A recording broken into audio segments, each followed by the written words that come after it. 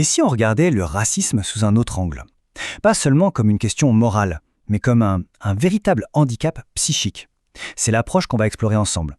En s'appuyant sur des travaux qui mêlent psychanalyse et sciences cognitives, on va essayer de comprendre le racisme comme une sorte d'altération de nos capacités les plus fondamentales. On va commencer par une question que, franchement, tout le monde se pose. Comment ça se fait qu'une personne qui tient des propos racistes soit, la plupart du temps, incapable de se voir comme telle? C'est ce mystère psychologique qu'on va tenter de percer. Et attention, quand on parle de ça, on ne parle pas juste d'un simple déni, d'un refus conscient de voir la réalité. Non, l'hypothèse qu'on va creuser, elle est beaucoup plus profonde. Et s'il s'agissait d'une impossibilité psychique, une impossibilité structurelle à se rendre compte de sa propre vision déformée du monde? L'idée centrale, elle est donc là. Le racisme pourrait être compris comme un trouble, une sorte de bug dans des fonctions psychologiques qui sont pourtant essentielles. Et ça, ça change complètement la perspective. Ça déplace le débat du terrain purement moral vers un terrain presque clinique. Et c'est ce qui nous amène directement à cette notion de handicap psychique. En posant le problème comme ça, on peut commencer à analyser les mécanismes internes, ce qui se passe vraiment à l'intérieur, bien loin des jugements et des condamnations habituelles. Mais alors, concrètement, ça veut dire quoi handicap psychique dans ce contexte? C'est une altération de 3 capacités clés. D'abord, la capacité à entrer en relation avec l'autre. Ensuite, la capacité d'avoir un jugement nuancé. Et surtout, la capacité de mentalisation. Et ce mot-là, on va y revenir parce qu'il est crucial. Pour bien comprendre ce handicap, il faut d'abord aller voir ce qui se passe à l'intérieur, dans la structure même de la pensée. Comment une croyance raciste peut se transformer en une véritable forteresse mentale, complètement imperméable à tout ce qui vient de l'extérieur.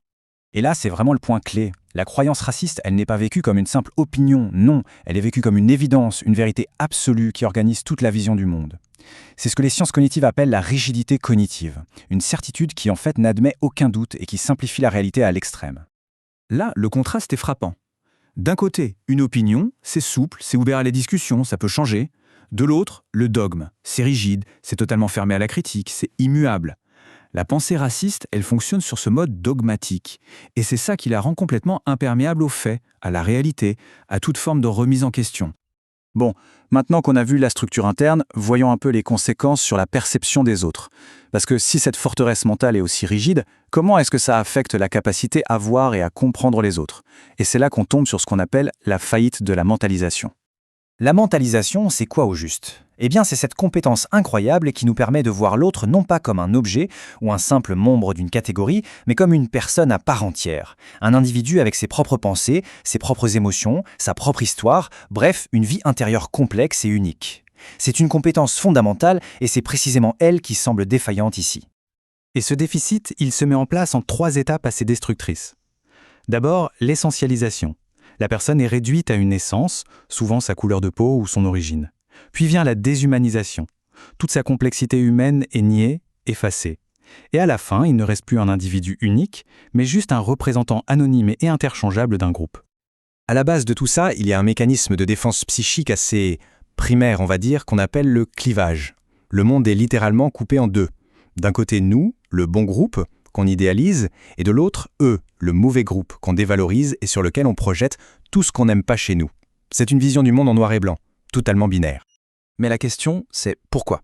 Pourquoi le cerveau aurait-il besoin de mettre en place un mécanisme de défense aussi rigide, aussi appauvrissant pour la pensée? Quelle est la fonction cachée de tout ça? C'est là qu'on touche au cœur du paradoxe. Et cette idée, elle est absolument fondamentale. Contrairement à l'image de force qu'il essayait de projeter, le racisme serait en réalité une compensation. Un mécanisme pour masquer, pour contenir une fragilité intérieure, une estime de soi qui est en fait très faible. Et cette stratégie de défense, elle devient nécessaire quand l'identité de quelqu'un est instable, quand son estime de soi est fragile, ou quand il y a une peur panique de l'humiliation. Du coup, se sentir supérieur à un autre groupe, ça permet de consolider de manière totalement artificielle une image de soi qui, au fond, est très chancelante. Voilà, avec tous ces éléments, on peut maintenant revenir à notre question du tout début, et on peut commencer à assembler les pièces du puzzle pour, peut-être, résoudre ce mystère de l'aveuglement. Et la conclusion, elle est assez percutante. Cette incapacité à reconnaître son propre racisme est en fait comparable à ce qu'on appelle en médecine l'anosognosie. C'est le trouble d'un patient qui est physiquement incapable de reconnaître sa propre maladie. Ce n'est pas qu'il ne veut pas voir, c'est qu'il ne peut pas. Et pourquoi c'est impossible ? parce que les enjeux psychiques sont tout simplement gigantesques. Pour une personnalité structurée comme ça, reconnaître son racisme, ce serait comme faire s'effondrer tout le château de cartes qui protège son estime de soi.